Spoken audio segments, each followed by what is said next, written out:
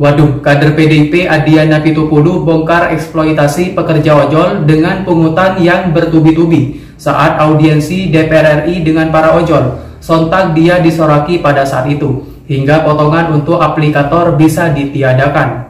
Lebih menyakitkan, biaya ini tidak punya dasar hukum sama sekali. Kita bisa perdebatkan tentang 15%, 5%. Ada KP-nya. Seburuk-buruknya KP dia dasar hukum. Ini nggak ada. Dan negara ini biarkan ini terjadi bertahun-tahun. Ini aneh menurut saya. Kita sepertinya hidup bernegara tanpa negara.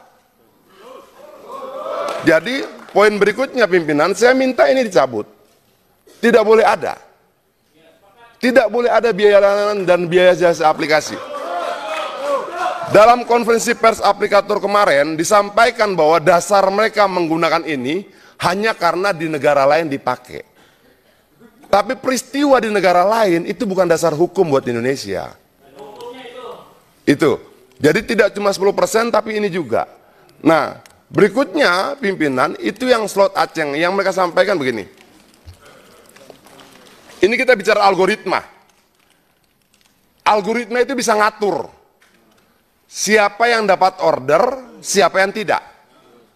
Untuk dapat order, mereka bayar lagi Rp20.000 per hari.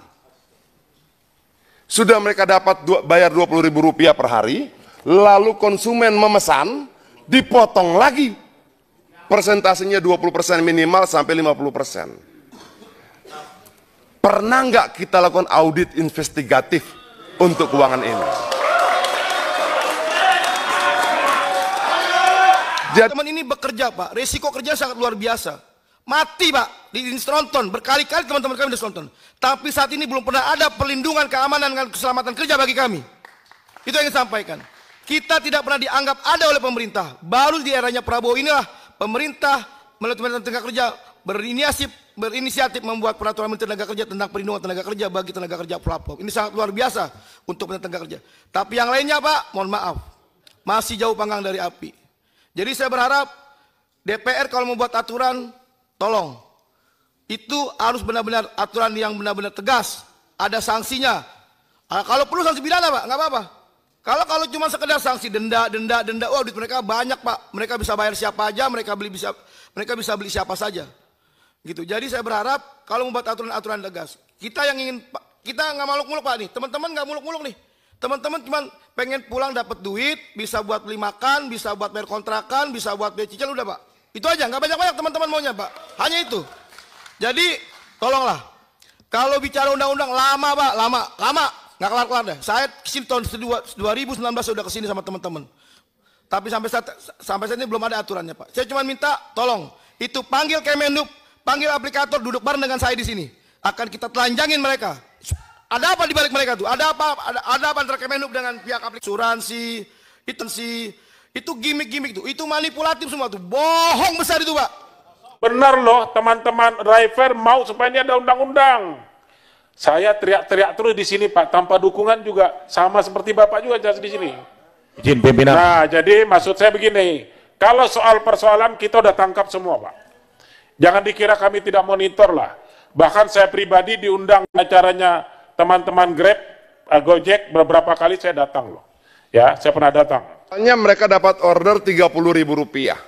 Lalu dipotonglah 30%, 40%, 50% untuk aplikator dari apa nilai order itu. Ada nggak potongan lain? Ada. Tapi bukan dari mereka. Tapi dari konsumen. Itu namanya biaya layanan dan biaya aplikasi. Dua. Yang kalau ditotal bisa di atas Rp10.000. Ini, biaya layanan plus biaya jasa aplikasi. Dasar hukum ini apa?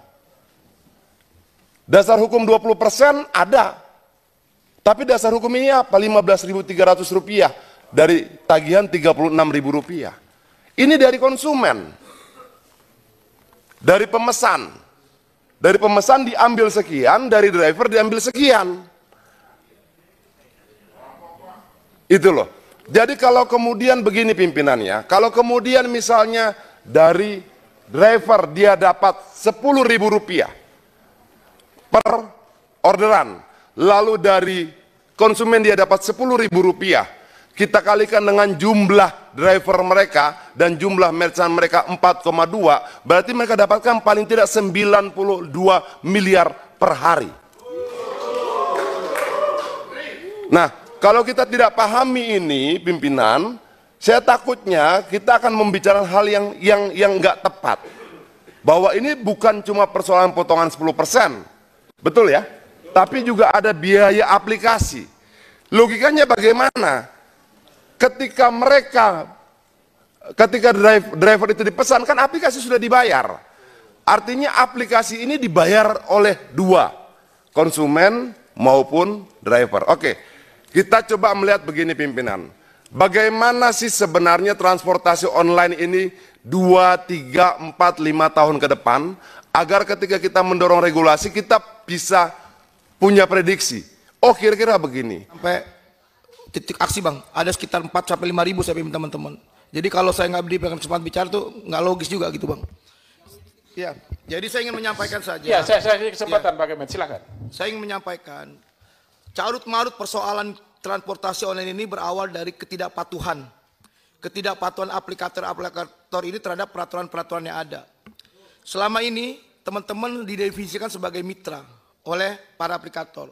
Kalau bicara kemitraan, kita punya Undang-Undang 22, Undang-Undang 20 tahun 2008 yang mengatur tentang bagaimana kita bermitra. Kita juga punya Undang-Undang nomor 5 tahun 1999 yang mengatur tentang larangan monopoli dan pesan usaha tidak sehat.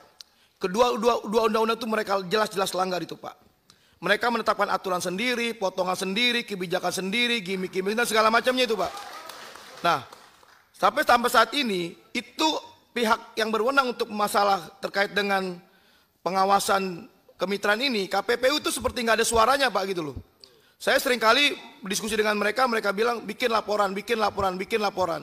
Tapi kita bikin laporan 2 tahun tidak pernah diselesaikan dengan baik itu oleh KPPU Pak. Mohon izin saya menyampaikan tersebut. Makanya ini berawal dari ketidakpatuhan dari pihak aplikator terhadap aturan-aturan yang sudah ada. Gitu loh. Salah satu Pak bentuk pembangkangan aplikator terhadap aturan adalah kemarin Pak, baru kemarin. Kementerian Tenaga Kerja mengeluarkan surat edaran menindaklanjuti himbauan Pak Pribo terkait dengan PHR. Dalam surat edaran tersebut tertulis dibunyikan bahwa pihak aplikator memberikan bonus hari raya sebesar 20% dari total penghasilan teman-teman selama setahun dibagi 12 bulan. Tapi faktanya itu dimanipulasi.